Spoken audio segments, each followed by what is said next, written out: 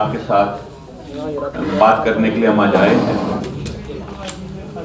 हमको बड़ा अप्रहेंशन था कि शायद कोई अनहोनी ना घट जाए और जो सेल्फ एविडेंट कॉन्स्टिट्यूशनल रियलिटी है कहीं वो उसको नकारा ना जाए, लेकिन सुप्रीम कोर्ट ने हमारी आशंकाओं को, हमारे अप्रहेंशंस को बिल्कुल दरकिनार करके हमारे सामने एक बहुत खुशी का एक डिसीजन दे दिया, जिसमें क्लियरली धारा 370 के निरस्त करने की बात को उन्होंने अपहोल्ड किया है।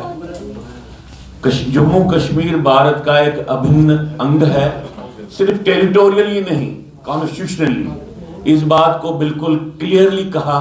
75 साल से जो एक कंफ्यूजन चल रहा था, एक किस्म का एक विघटनकारी एक विचारधारा को प्रोत्साहित या पोषण किया जाता था, उन सारी बातों को निरस्त करके ये कहा कि भाई जम्मू कश्मीर वैसे ही भारत का अंग है जैसे कोई और स्टेट भारत का अंग है।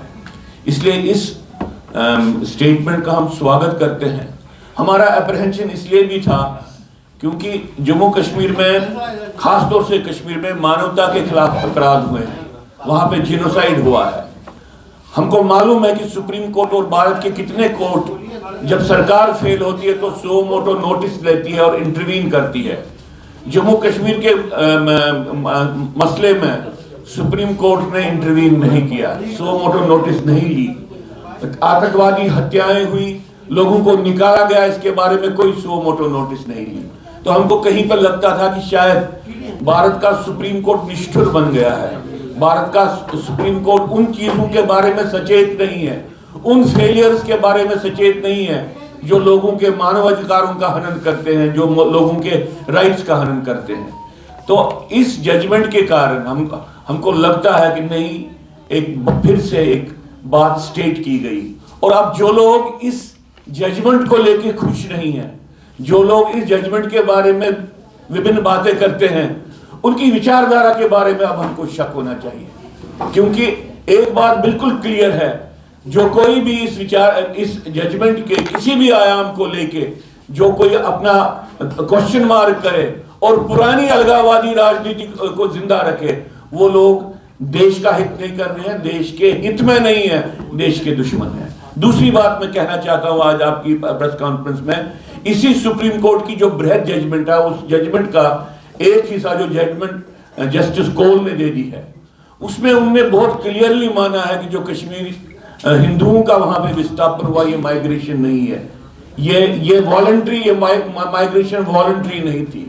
वहां पे थ्रेट था, जिंदगी को, अपनी जान माल को बचाने के लिए लोग वहां से निकले हैं।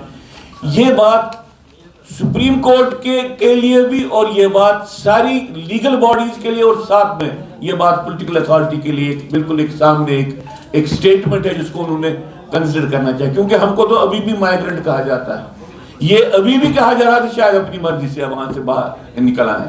इसके बाद हिंदू समाज के साथ जो वहां पे हुआ है, एक जिनोसाइड हुआ है, एक रिलीजियस क्लींजिंग हुई है, इस बात को लेके किसी को शक नहीं होना चाहिए। और भारत सरकार को अपनी सारी इनहिबिशंस, रिलक्टेंस को छोड़ के कश्मीरी हिंदू समाज के साथ जिनोसाइड हुआ है, इस बात को मानना चाहिए और जिनोसाइड का निराकरण करने के लिए जो करना चाहिए उसके लिए पॉलिसी बनानी चाहिए। आतंकवादी तंत्र ने यह घोषित किया कि हमने क्यों निकाला।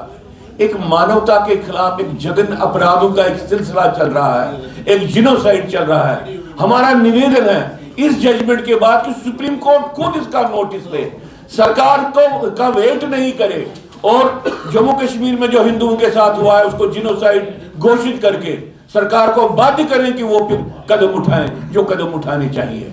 इसलिए इस जजमेंट के ब्रॉडर कंटूर्स का स्वागत करते हुए हम एक और बात कहना चाहते हैं। वो हम ये कहना चाहते हैं कि हो सकता है सुप्रीम कोर्ट के जजेस को लगा हो कि जम्मू कश्मीर में जो चल रहा है इसमें दोनों साइड के सत्य को देखना चाहिए और दोनों साइड के लोगों की रिकंसिलिएशन की बात है। जहां तक कश्मीरी हिंदुओं के साथ हुआ, उनका ट्रुथ जो है, उनका जो सत्य है, वो सुप्रीम कोर्ट ने खुद उसको डिक्लेयर किया है। उसके बाद कोई ट्रुथ जानने की जरूरत नहीं है। और रिकंसिलिएशन किसके साथ करें? विक्टिम और परपेट्रेटर, टेररिस्ट और विक्टिम के बारे में रिकंसिलिएशन की बात करें। हमारे सामने ट्रुथ और रिकंसिलिएशन का कोई औचित्य इसलिए नहीं बैठता है क्योंकि हमारे साथ जिनोसाइड हुआ है। जिनोसाइड को निराकरण करने की प्रक्रिया करनी है, इसको नए सिरे से तय नहीं करना है। यह बात कह के मैं अपना निवेदन समाप्त करता हूं।